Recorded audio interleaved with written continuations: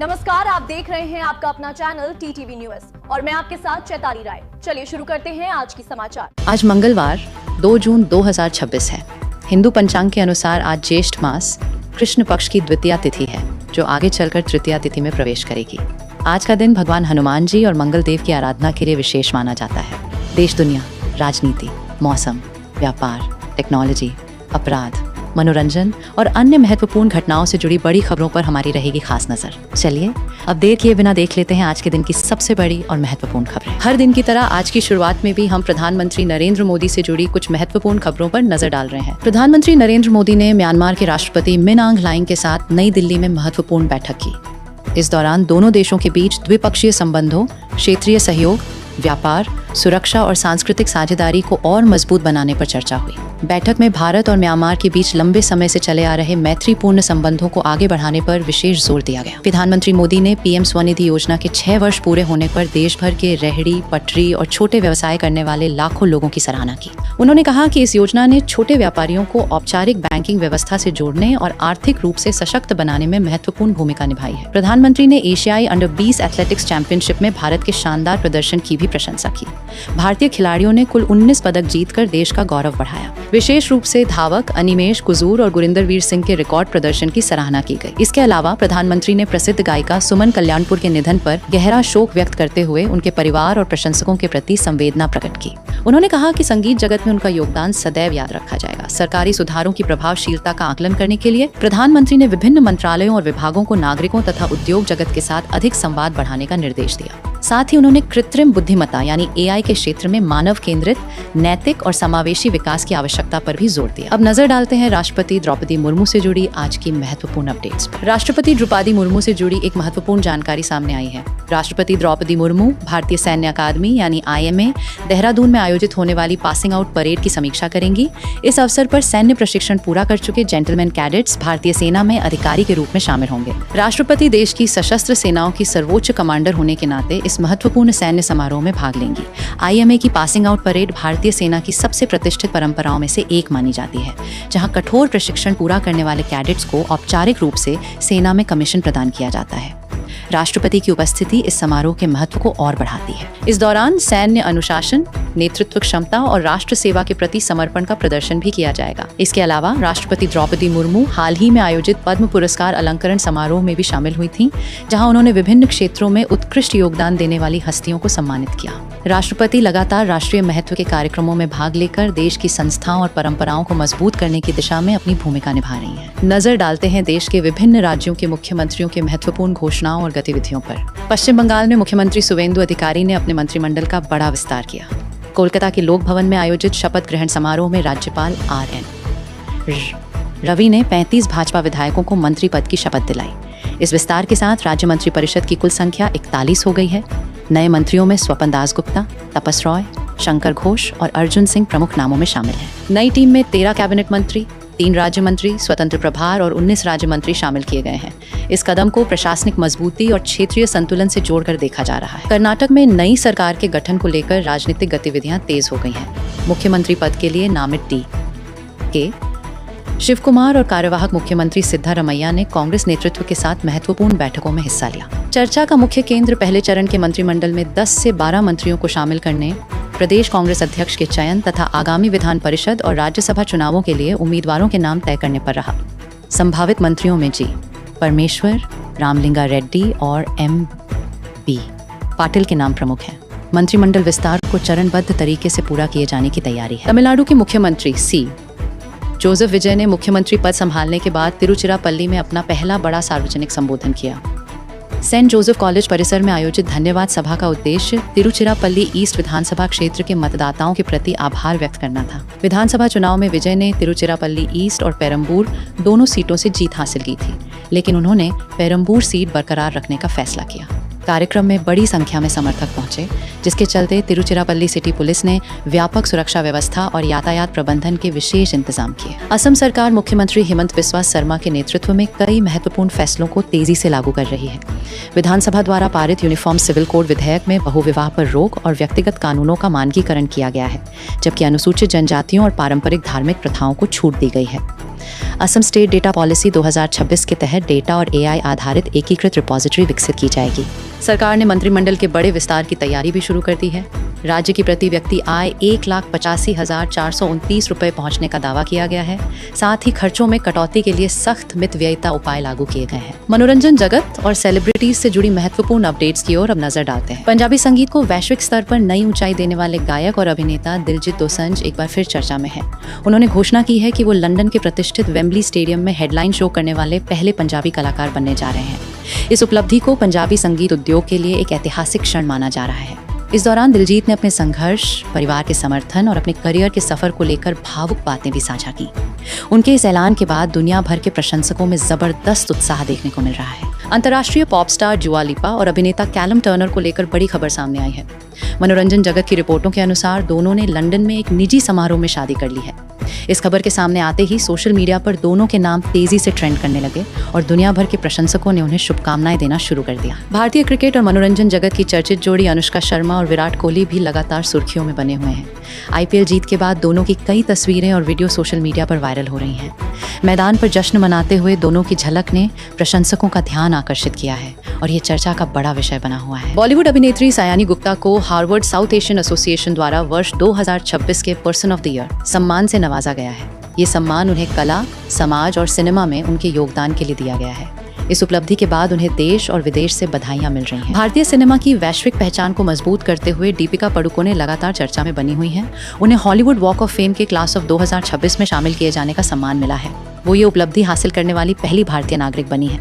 इसे भारतीय फिल्म उद्योग के लिए एक महत्वपूर्ण उपलब्धि माना जा रहा है। मराठी ऐतिहासिक फिल्म राजा शिवाजी बॉक्स ऑफिस पर शानदार प्रदर्शन कर रही है। फिल्म ने हिंदी नेट कलेक्शन में 25 करोड़ रुपए का आंकड़ा पार कर एक नया रिकॉर्ड बनाया है। इसके साथ ही ये उपलब्धि हासिल करने वाली पहली मराठी फिल्म बन गई है। फिल्म की सफलता ने मराठी सिनेमा की बढ़ती लोकप्रियता को भी उजागर किया है। भारत की अर्थव्यवस्था और टैक्स व्यवस्था से जुड़ी कई महत्वपूर्ण गतिविधियां चर्चा में है। GST संग्रह मजबूत बना हुआ है। मई महीने में सकल GST कलेक्शन लगभग 1.94 लाख करोड़ रुपए दर्ज किया गया।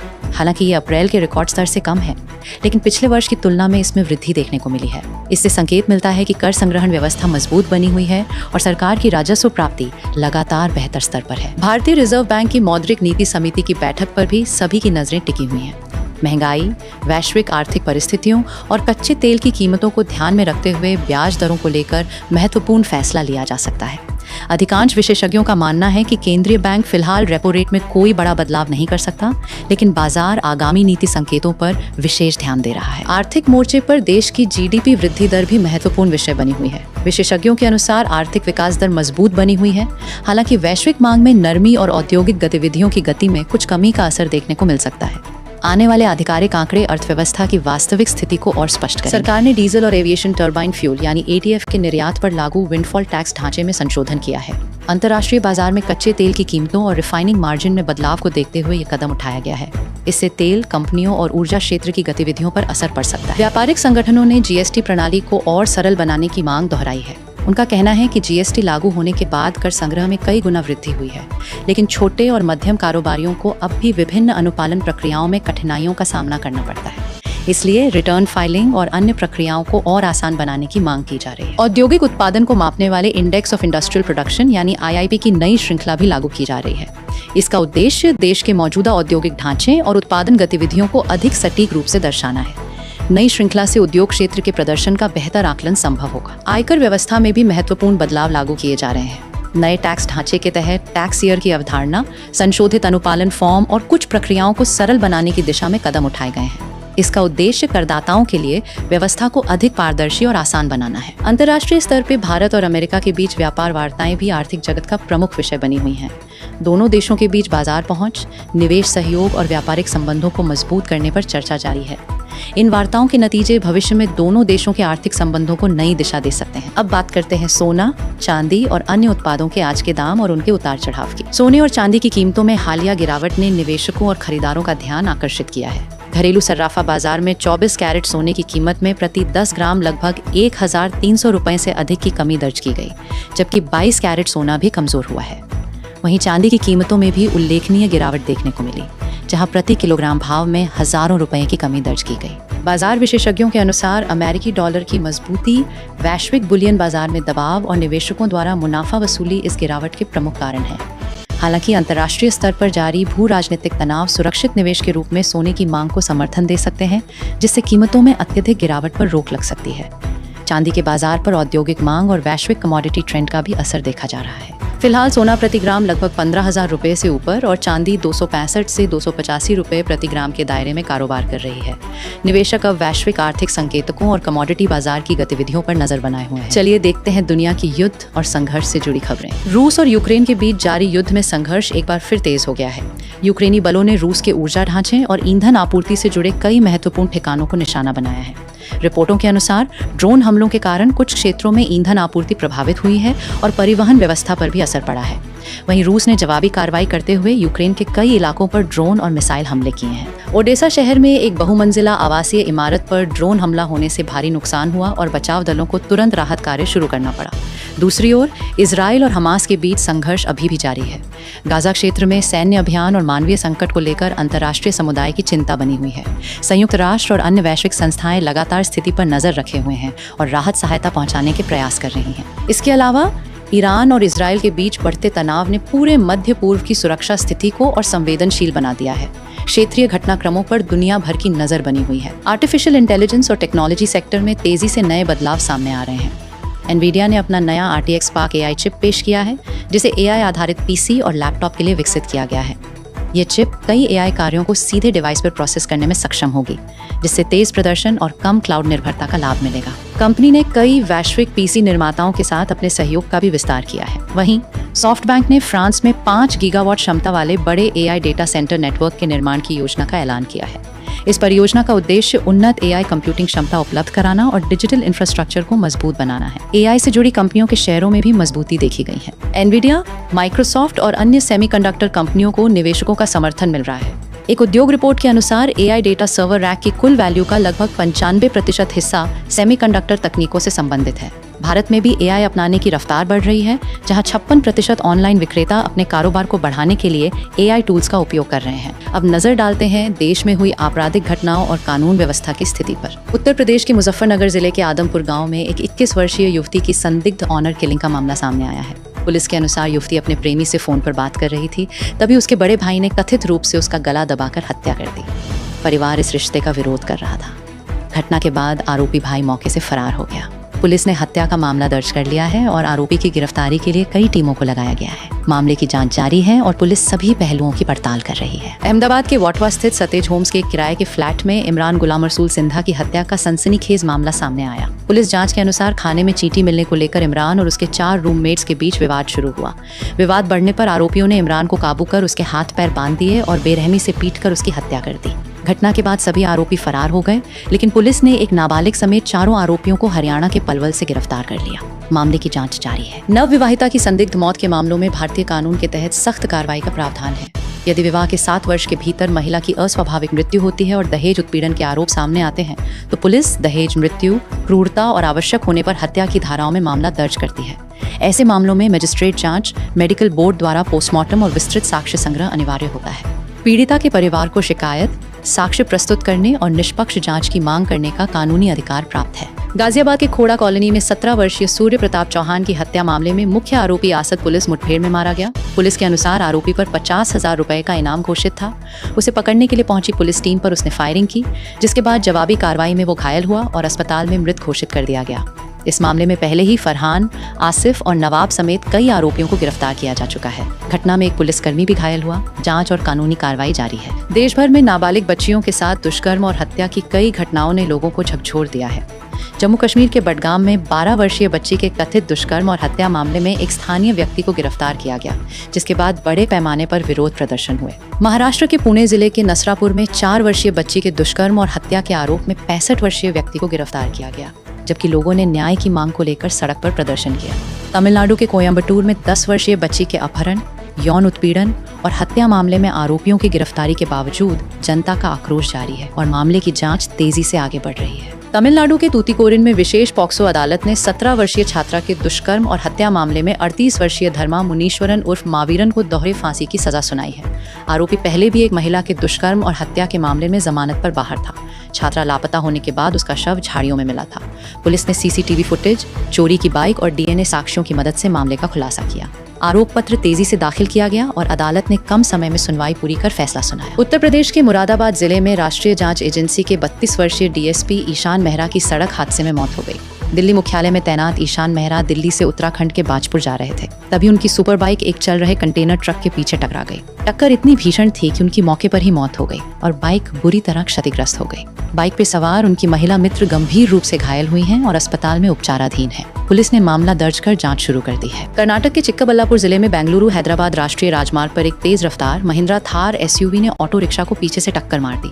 टक्कर के बाद ऑटो सड़क किनारे खड़े कंटेनर ट्रक से जा भिड़ा और बुरी तरह क्षतिग्रस्त हो गया। हादसे में ऑटो चालक पीके अंजनप्पा सहित 4 महिला मजदूरों की मौत हो गई।